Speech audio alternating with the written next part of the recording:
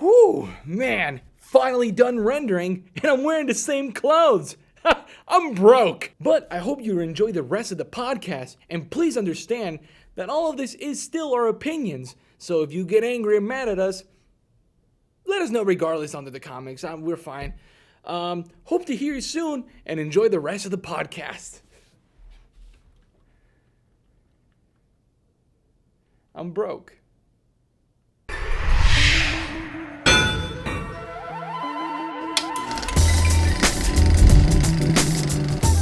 Okay. It sounded like my coffee maker, and I was like, Okay. did I leave that? I was gone for like a week. Gotta get the drip, dude. Drip, Gotta dog. get the drip. All right, what's Okay, next? cool. So we're back, and we're going to be talking about 1917 now, and that's one that we saw. These last two movies we're going to talk. I saw that on Dolby. Oh yeah. Jeez, that is some earth-shattering music, and it makes noises. Yeah. Which makes sense because it won Best Sound Mixing. So I might have conflated editing and mixing before. That's wrong. Editing's different than mixing. So go on. We're going to have so many comments about us not knowing what the hell we're doing. Boo-hoo. That's fine. Have you heard of Hose Mad? Oh my God. Sorry. So the good old sound mixing. Yeah. I saw this on Dolby, which means AMC is saying, hey, we're going to add 50 million other speakers onto this theater. We're going to play it on... Dolby has this huge thing. He's like, our sound mixing is amazing. Oh yeah, when they do that demo. And then it's like, also it's literally just like, our contrast is good. Yeah. Where it's Where like, okay, this used to be like pitch black. Now this is. My favorite is...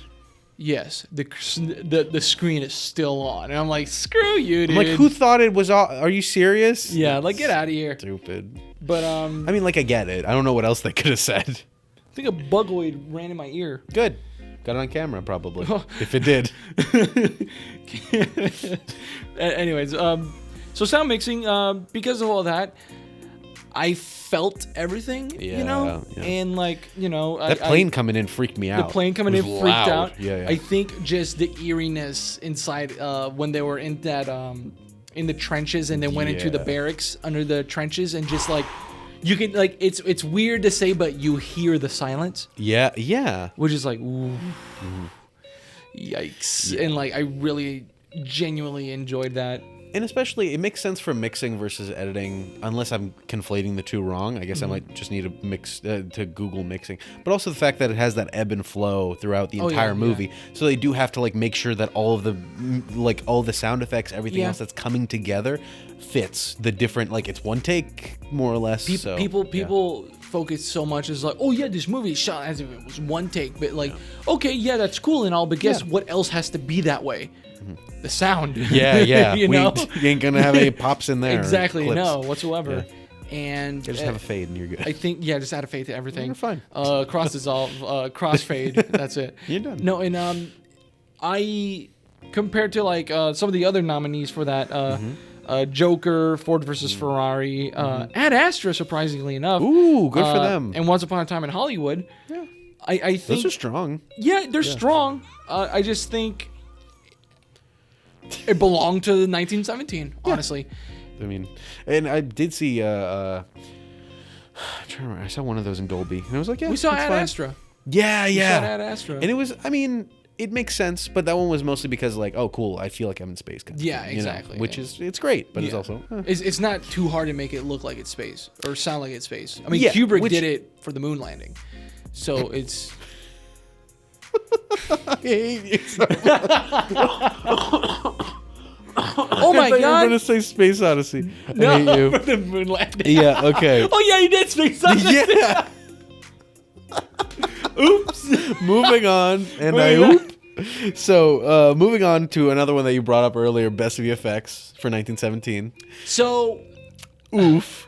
big funny ha-has were had when I first caught earshot of 1917 took best visual effects, and I'm like, Poor Avengers. because Avengers Endgame came out, and the Irishman had all of those campaigns about look what we did. Look at all this. Whatever. There's so many people are obsessed what didn't Endgame take best visual effects? It's like, just because the movie is 90% visual effects doesn't mean that it used it in the best way. Ultimately, they don't have enough Oscars for that whole team that did the VFX for that. Like the 10,000 people. The 10,000 people. They should have just won Best sweatshop with the whips. Oh my God. They should have won best visual effects for Thanos alone. It's like, that was a while ago. The new Thanos in the second movie didn't look as good. Yeah, well, he looked good, but it's like you concentrate on it less. So the nominees were Star Wars, who gives a crap. Avengers Endgame, which is like, okay, I could see Avengers Endgame. Yeah. I could see that. There's a lot of it. Like, man, that 45-minute fight scene at the end is like, wow. Especially when you see how they shot it, where you're just like, oh, these are just very small vignettes that are connected by crazy CGI. Lion King.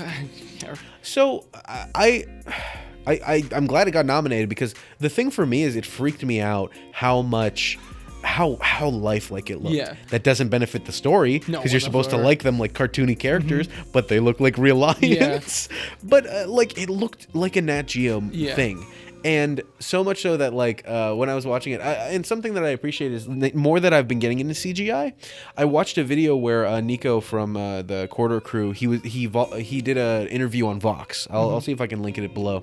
And he talks about how, like, it is nominated for that and it's cool, but the thing that's freaky is that, you know, it looks really cool to have animals and whatever, but there's so many of them on screen. Yeah. And to understand how compositing or to put all that together is just really hard. And everything is so detailed, like the grass and everything, that to do that in VFX is really, really hard. So of course Disney did it, but it's also like, I get like that one. I feel like would have, if they gave it to them, it would have deserved it. I just think, I gotta say this, Lion King should have been like, was Lion King nominated for best animation? No, because it's technically not. It's live action technically. What? No, it's not. It's supposed to be. Whatever. It wasn't even considered. Even though it's all CG. That's funny as hell to me. Yeah. There's probably a couple of like. But like to me, the 1917. How can I say this? I personally is really well deserved. Okay. Because like, okay, with Avengers they didn't hide it. Hey, this is VFX. This was made by a computer. Yeah. All right. And Lion King was clearly this is made by a computer. Yeah. Star Wars, this is made by a computer. I don't even think The Irishman should be in that list. No. I mean, the way that... So, they de-aged them a bunch, so much so that when you see Joe Pesci, you're like, dude, this is Palpatine right now. Like, his like, face. But, like, just in general, like, when you see it now, I'm like, Joe Pesci, are you okay? He used to be so young and so beautiful. And so much they, like, fixed a lot of his wrinkles. Granted, though, I've seen some comparisons with deepfakes, and like they use so much better. They use deepfakes like in the production process to find like individual clips of like how they looked in another movie and compare that with the CG. But like, man, just a straight deepfake of like Travis Bickle looks really good. I'm pretty sure Robert De Niro never had blue eyes though. Fair enough, yeah. You know? Yeah. Like he never like it just felt out of place. It felt weird. I saw The Irishman with my family, and like we were all watching it, and my mom was like, ugh, like she went ugh, because like, you know, like my mom, she's in that age where those movies came out, so she saw them and she knows and recognizes. That's the problem. And she's like, ugh, and like even I was like, this feels weird, dog. Like what's his name? Samuel Jackson in Captain Marvel looked more like believably young. Yeah.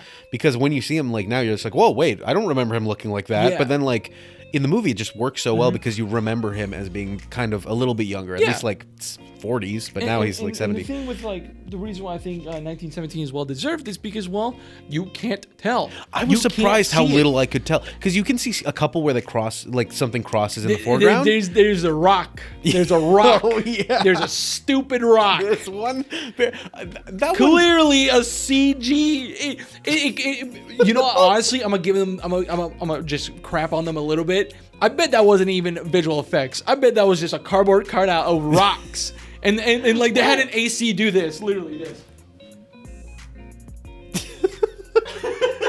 Well, no, the funny thing to me is that like as the more I've been building on CG stuff, is I'll see stuff that people are really proud of that's a 3D model that you're just like, you can't tell this isn't real. I'm gonna be like, I can't. Good for you.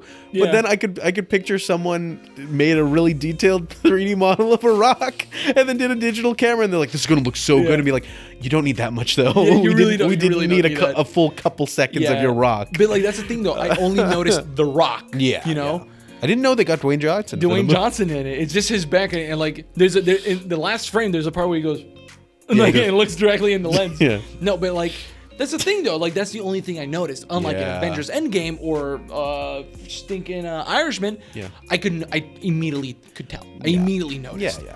But it freaked me out. Well, the thing that freaked me out the most is like during some scenes, I'm like, this just must have been really well coordinated. When I realized, yes, it was really well coordinated, but it was 6 separate takes for the one scene that I thought was one take. So like, yeah, they really, really, really did their homework. Yeah, like, I think it's well deserved. And that leads into best cinematography for 1917, and I think it's deserved for the fact that if you watch, there's a couple of videos online about how they did the production process, and they first made a straight up 3D model of what they want. Like they blocked out an area and then said, okay, here's a 3D model, here's how we will travel in that. And then almost every single set was completely constructed.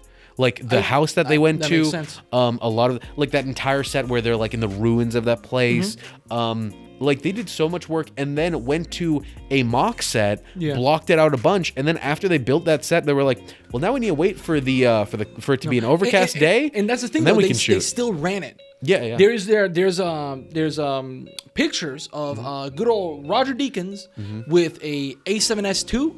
Yeah. Just decked out with a pterodactyl and like a small monitor on a small little gimbal of him just running around, just being like, this is what I want to see. Roger Deakins, for his age, I am so happy that he's still being credited as a camera operator. Yeah. Because there's this little bit of, I don't want to call it a negative stigma or anything like that, but there's this standard that everyone has, like, oh, as a DP, technically you don't even want to touch a camera.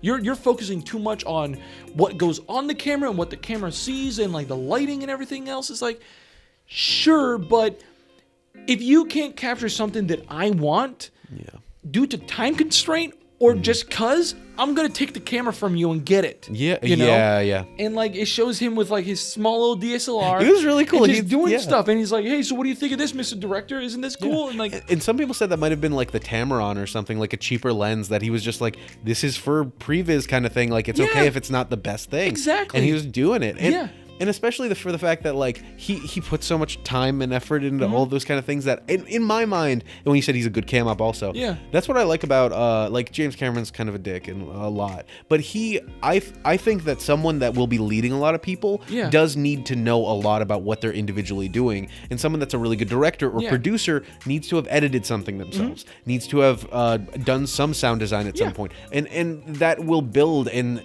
he apparently, for the crew, that he just loves his crew so much that it's always just having fun, and maybe not always having fun, but always working with them. So much so that in his acceptance speech, he's been nominated 15 times. This is his second win, but he actually said, which I love, he shouted out every single one of the people on his team. So he said, this belongs to me, but this also belongs to the focus puller, Andy Harris, who he said he never makes a mistake. I'm like, that's so great. You're like, he relies so much on his focus puller. And then he shouted out his cam ops, his grip crew, his gaffer, who apparently he's been working with for 30 years. That makes a lot of sense. And he said, Sam Mendes, thank you so much for putting us through this. So yeah, I have Casey Cosgrove. He has he has his own grip. Yeah, it's kind of like, oh, as a director, I never work with anyone but this cinematographer because he gets me. It trickles down. It really does. You know, if Roger Deakins as a DP has a first AC, he has the same first AC. That first AC has the same second AC. That second AC has the same camera PA. Yeah, it's like we're doing a job, you're coming with me. Exactly. And like we're a team. They're a team. Yeah, right? yeah. And the thing, and that's why a lot of directors keep those same actors. They're like, I know what you can do. You know what I want from you. And going back with him, was like, oh, why would he be running around with a DSLR? He's like, well, I don't want to be that guy, but I just got done working with Dan Myrick, the legendary director of Blair Witch Project. Blair Witch Yeah, Project, yeah. right? The Blair Witch, the original Blair Witch. Awesome, cool. And we were shooting his next project with an RELX Mini with Cook Prime lenses, the Pancro Cook Pancro Prime lenses, right? Super nice. And our DP, what did he have for previs? Not previs, but what camera did he have just to check everything out? He had a T5i. He had a Rebel. He carried a Rebel with an 18 to 135 lens. I love that. Yeah, and awesome. he runs around. He's like, okay, this is what I want. Cool. That's awesome. Yeah, I love that. And like it So makes instead sense. of a viewfinder, he's like, no. It makes sense. He's like, I want this camera. I'm gonna record it. What do you think? That's great. You like it? Okay, let's do it with a real thing. You know. I love that. And like That's awesome. I want to go back into this. The camera that they used for cinematography in 1917 was the brand spanking new RELX Mini LF, which stands for large format, with RE Signature Prime lenses, which are really nice, right? But as much as I love Roger Deakins, I think I am more towards Lighthouse. I go on. I'm about to go over this, okay? Yeah. Reason why. Yeah. And we're gonna talk more about this in our next video, because we talk about composition and we talk about what's the difference between a cinematographer and cinematography. A cinematographer. Subscribe for that if you want. Subscribe for that. That's really great. That's coming in soon. Yeah. A cinematographer, just as a teaser. Cinematographer is someone that knows and has a choice of what camera, what lenses, what filters, what lights to use, what everything. Sure. Right? It involves the camera department and lighting. Okay. If you're shooting a movie in 1917, you're using the most crisp, the most cutting edge, the most modern camera out there, with possibly one of the best lens kit out there besides the Panavision lenses. Yeah, sure. And meanwhile, the Lighthouse worked with Panavision Panaflex Millennium X12, which is a legit film reel camera, with I can't even pronounce these boys, Bosch and Lum Baltar and Petzval lenses. So I googled these things. Yeah. Super old. That's a very old rustic camera that they used in The Irishman during the past scenes. Right? Okay. Those lenses are like borderline ancient. Wow. They're not hyper old, but they're old enough to like see the difference, and it helped with its narrative. It really did. And everything about it, right? Because in the Lighthouse, we see like some like film grain and whatnot. I was like, oh, that's excellent. Like this is so fitting to everything, right? Yeah. As a director, if I'm shooting a timepiece like that, the fact that they went above and beyond is like, hey, let's shoot it like an old film. Hey, in the credits, instead of like, here's cast and crew, let's call them the players. You know? I like that. I prefer that just to tell the narrative and story so much better than 1917. Yeah. The one pushback I would have on that, to say that it is to use a better camera, is that for a period piece like that, if you really want to, and the one thing that I was thinking was like, whenever you see something filtered through an older camera, you feel its age, but also when they do that much production design and like meticulous setting of 1917, that when you see it in a very crisp way, like you feel like, okay, well, that's what it must have been like to be there and be their age and whatever back then. And it puts you, for that film in particular, in their shoes. And I feel like that's the point of the long take. And that's what I would say, like, as if I were to go to bat for 1917 in comparison. But at the same time, man, like the composition of all of Lighthouse was just so well crafted. It was crafted. Really, it was legit crafted. And I would say that, like, that Lighthouse was crafted and 1917 was rehearsed, which isn't a bad thing. Yeah, nothing wrong. Because it was like so, like, pre-production was so huge to make sure that they could get what they wanted. Yeah. But also, and I mean, so was post-production.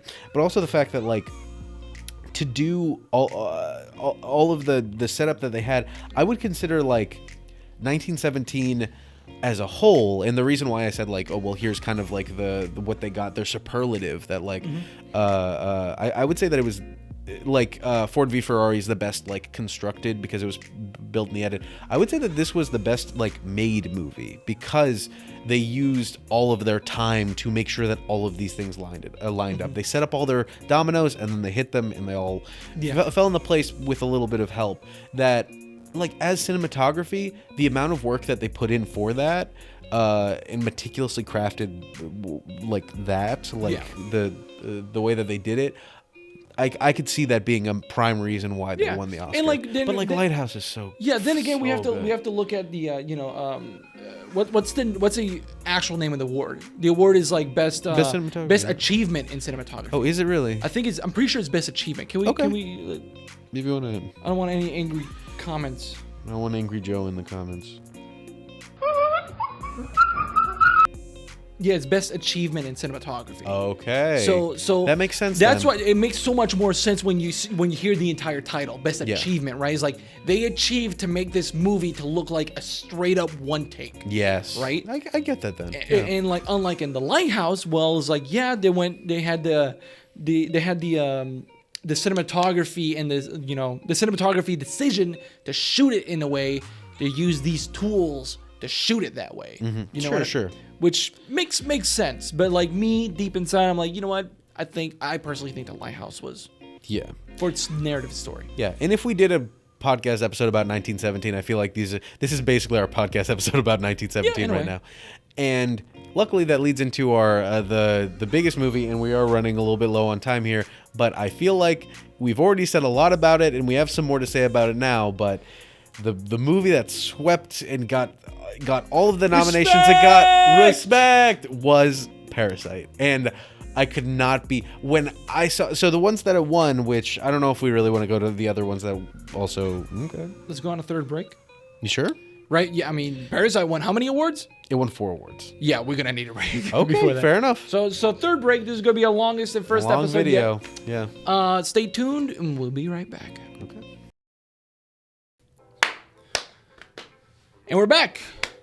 And we're back. And we're back. Again, I just want to thank all of you if you've been sticking with us. Yeah, I know it's a slog to get through. We're talking about every single movie out there almost. Just two schmucks keep talking about movies. Two schmucks talk about the movies. And thank you for sticking with us if you're here. Comment below. Uga Laga Chaga. If you made it this far. If you made it this far. Yeah. All right, so go. We'll know who the true fans are. We know who the true fans of our 800 subs. If you write this ridiculous thing exactly. you just said. But this brings us to the movie that I'm so happy it got exactly what it in my opinion deserves, which is Parasite, which won for, and I'll just list it off. In my opinion, so okay, Ford v Ferrari, best put together film. Sure. 1917, best what did I say? Best made movie. Yeah. But for this one, best told story. Like everything that it won was about how good they told the story and how good the story itself was. This movie is a borderline masterpiece. I think it's a masterpiece straight up. I'm curious what makes it borderline for you.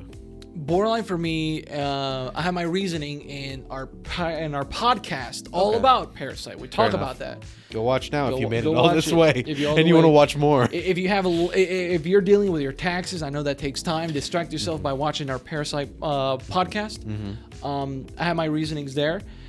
But I absolutely couldn't agree more that this deserves Best Picture. It really, seriously. Not only the first time that an international film, so they stopped calling them foreign films, they're now international films.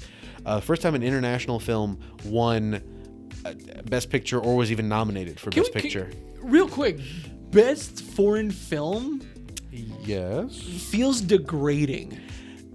Because it feels like the Super Bowl, where it's just like, so I guess America's the only one competing kind of thing. Yeah. And like I think you quoted him, Bong Joon-ho. Yeah. If I'm saying that name right.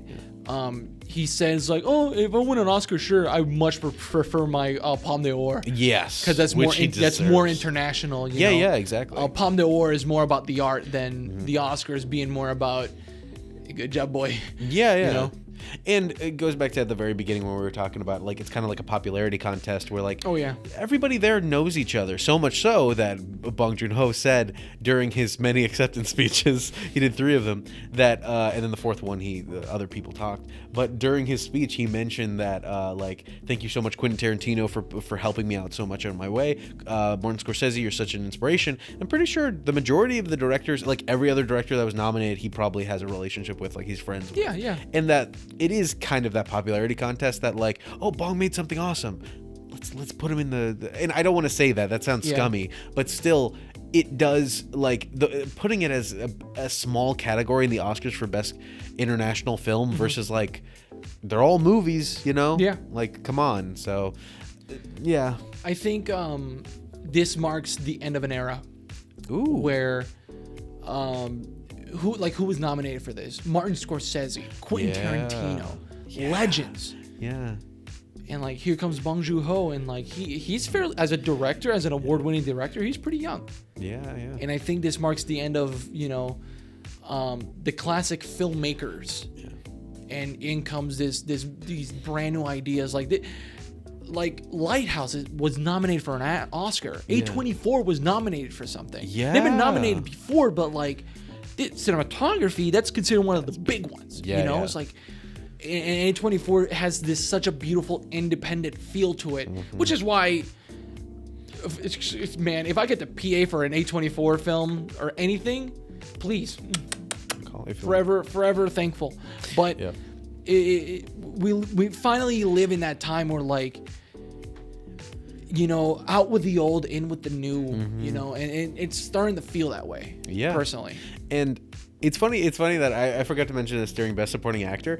Both Django Unchained, Inglourious Basterds, and now Once Upon a Time in Hollywood, they all won for Best Supporting Actor. He has something with supporting actors that they always win for win an Oscar. He knows how to write people. Yeah, exactly. Yeah. Weird people, but people. But, characters. Yes, but also that it's just. It felt like that the way that he described it for Best Director was for winning the Oscar was he shouted out, like, Martin Scorsese, you're such an inspiration, and Martin Scorsese got up. Well, everybody clapped for him, and then he got up. He's like, thank you guys. But then he also said Quentin Tarantino, you, like, basically made it sound like he's his mentor. So it's like you have your God, like the person that, like, influences everyone, and then you have your mentor who's still doing stuff, but he's like, you guys are really working. He's helping you along the way. Yeah. And then there's him. So it's like the generations and how it is there, though, like you said, it's the end of an era, but I still feel like it's just passing the torch to the next person that's really making that masterful stuff.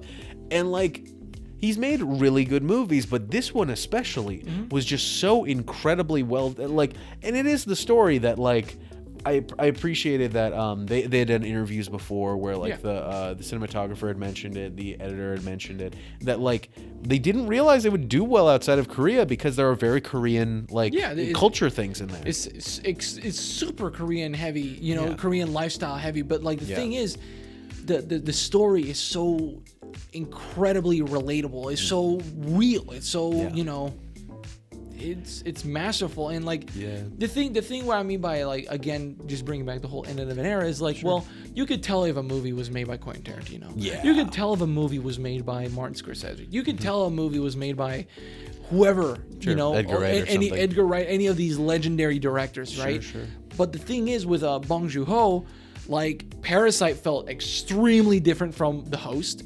The Host felt extremely different from Snowpiercer. Yeah. And, like, I haven't seen Okja, but I'm pretty sure that was extremely different from Okja. The parts that I've seen look like well, I mean, I haven't seen it, but they look like like if you took My Neighbor Totoro and made a live action kind of thing. And, like, it's crazy. That's the thing, though. What the reason why, like, I like Bong Joon-ho so much, and the reason why I like, for example, Guillermo del Toro, is that although they have the little signatures, it's a small signature, with this beautiful, artful, like, masterpiece, right? This beautiful picture that you've given us, this beautiful life that you've given us, and the fact that you're so modest and, like, so smart with how you tell it and how you draw it, that you have this tiny little signature. Is like, don't pay attention to this, not to this. When with Quentin Tarantino, all these other ones, I just see this giant signature, right? And this picture, although pretty, but the signature is right on its face. Yeah, and very his methodical. Very, what did he say? Metaphorical. God. So metaphorical. And I mean, there's still good signatures. I love them. Love me some Scorsese and Quentin Tarantino. But yeah, it's so weird how completely different they are. That like, I'm just psyched to see what he comes up with next, because this story, and a lot of his stories have almost all of them have to do with class. They all have to do with the different struggles of the haves and the have-nots kind of thing.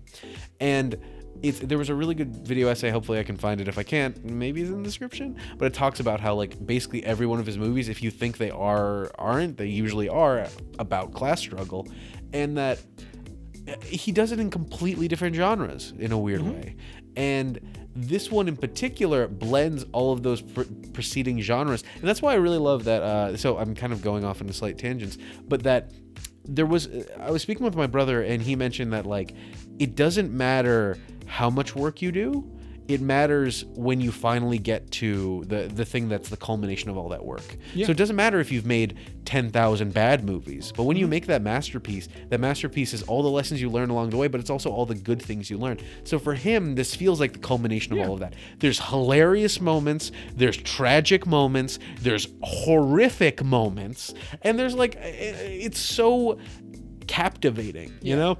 There's heist scenes. It's great. It's literally it's like that stereotype. It's like, this movie will make you cry. You'll laugh. You'll cry. You'll experience every single emotion out there. But you like, paid for the whole seat. You'll only need the edge. Exactly. You know, and like with that movie, I was like, man, like I really felt all that. It's like, that's the stereotype I want to see. Yeah. You know, it's like, this film is gonna, you know, like one of those. And like the only time I ever felt like that was The Shape of Water. Yeah. I'm sorry. It's great. I love that movie. I'm sorry I said it's great. But like that's the only time I ever felt like, oh my God, you know, like this is like, you described it the best just now, where like this is a culmination of all your talents, everything you learned, and making your own masterpiece. Right? There's so many people that like, I was on Facebook.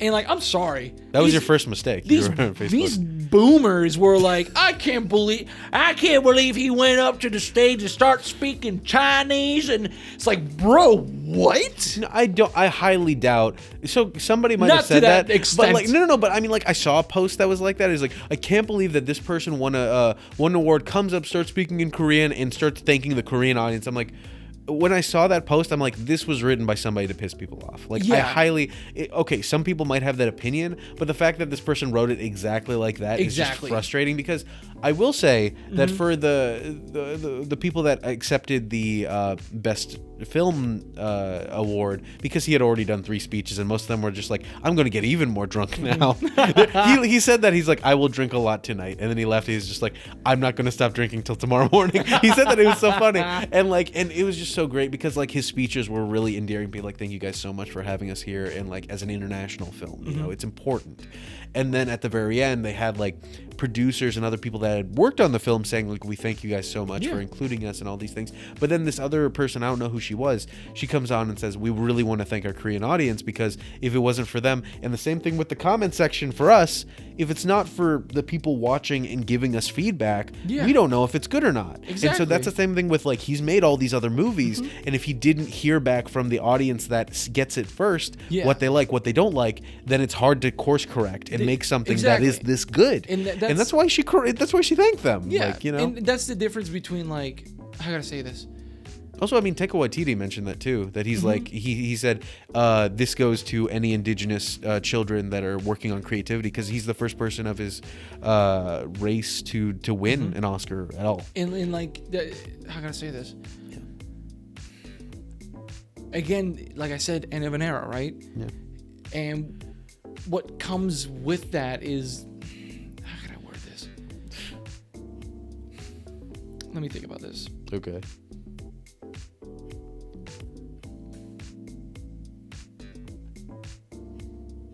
What was I gonna say? That's a good question. Completely lost it. Okay, we can go back. No, keep this in. Okay. I'll cut it up a little bit. Sure. But like, you know, what are we? Human beings? No, like, what are we, right? We tell ourselves that we wake up every morning, we wake up every day saying, like, I'm an artist, and today I'm gonna perform my art. I'm an art. Gosh dang it. I'm an art doer, right? I'm an art doist. And the thing is that not only we're artists, but we're performers. Okay. Right? What are we doing right now? We're performing, right? But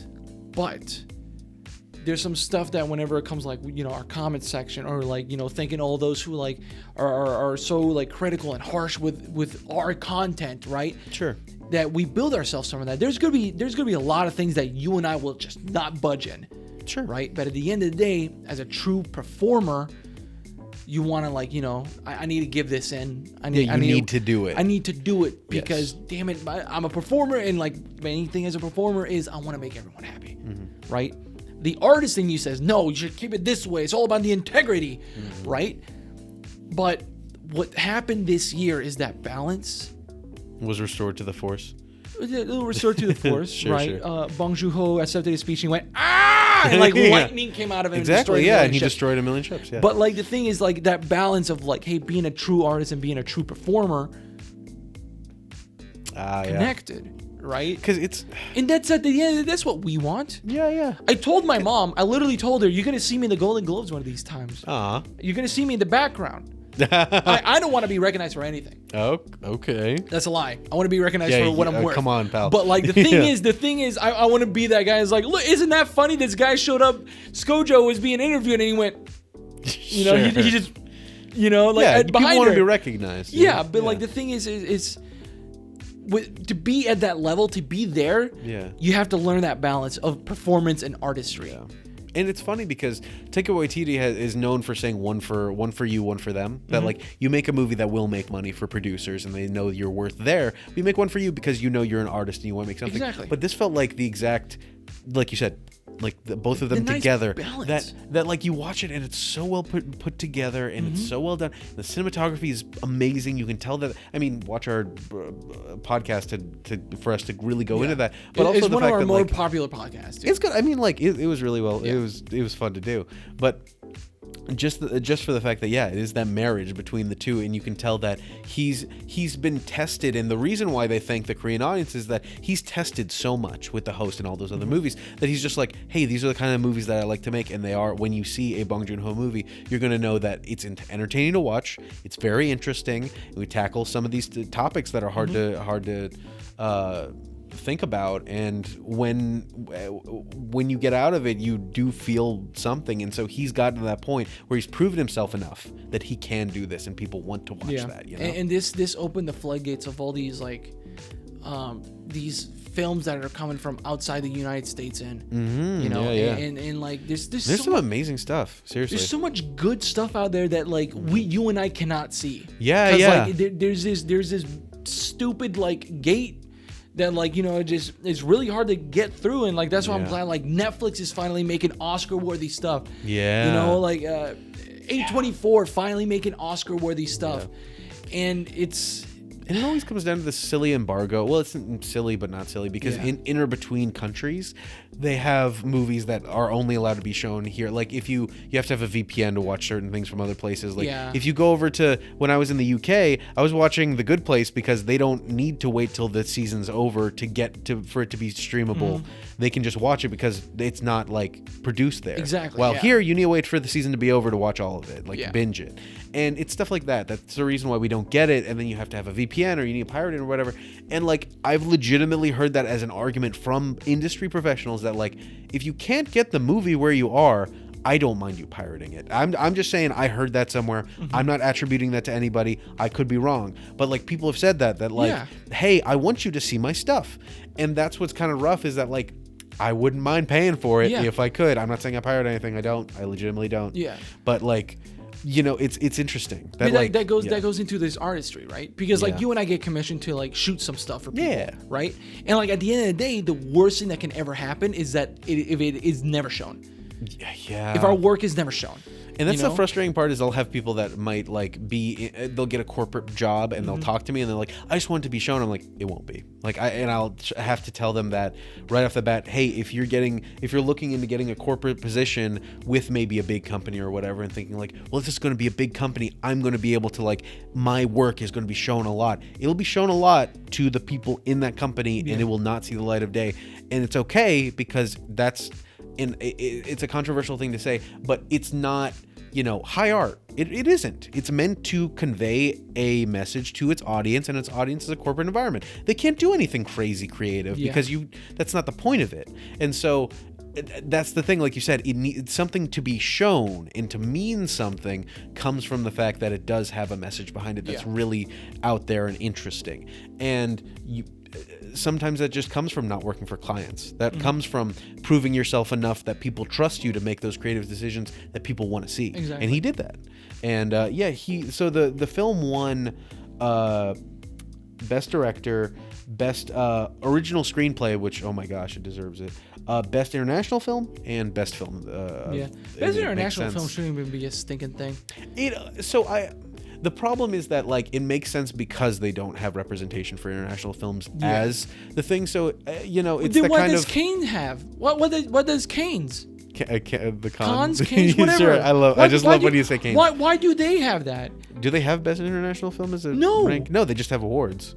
Isn't that beautiful? Problem. They're different. That's the problem. People around the world go to the Canes, and they're like, hey, guess what? You're not looking at my skin tone. You're not looking at the language I speak. You're not even looking at how the script was formatted. Yeah. This is art being displayed. And that's the problem with, well, I was about to say capitalism, but like, but that's the problem with the system. Yeah, we live in a society that, like, the Oscars, like I said, is predicated on the For Your Consideration campaigns. The judges are American and they live in LA. The judges are old. They're the Academy. Some of them aren't, but like that's They're the thing. Greasy old white men with webbed toes and disgusting cobwebs in their fingers.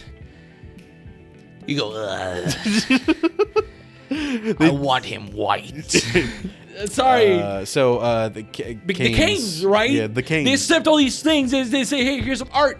They don't look at how the script was formatted or anything like that. Any idiot can go to Canes and have their worked or looked at. It has to be good. That's the thing. It has to be good. Yeah, and on top of that, like, you go to con and like you have your sorry I pronounced it right. You have your movies, and the major difference being that, though they do come from other places, I think, in my mind, and I mean, I don't know when movies really go there, but that's usually, they're about high art. They're about, this has a message to a people. This shows you the culture of an area. This shows you, this has a message.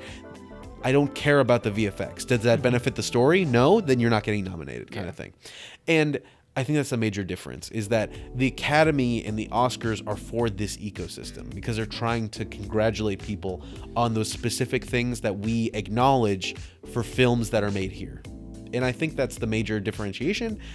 But I appreciate that the Cannes Film Festival is about that. It's about, well, did you tell your story well? Yes? Cool. Here you go. Yeah, I think, and I'm probably wrong. Let's admit it. I'm probably wrong. There's probably best foreign film. Let us know in the comments below. Let us know in the comments below how wrong I am. We didn't Google it. We didn't Google it. But, like, the thing is like, how can I say this? The fact that there's films out there that have won the Palme d'Or, but not nominated for anything. Yeah.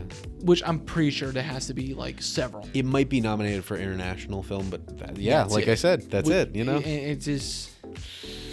Yep. Kind of sucky. Like we said, we live in a society. As I dance down these stairs, you're laughing, and there's films out there that don't get recognized, and you're laughing. Well, you know what you get when you have a society that has all these movies, but they don't care. I think we're done with your okay. You get what you deserve. But yeah, I mean, on that note, I am very satisfied with the end of the night, which was best film, because it just means a lot to the fact that this movie objectively, in my opinion, the best of the bunch, and I'm really, really, really glad that I got what I think it deserves. I think that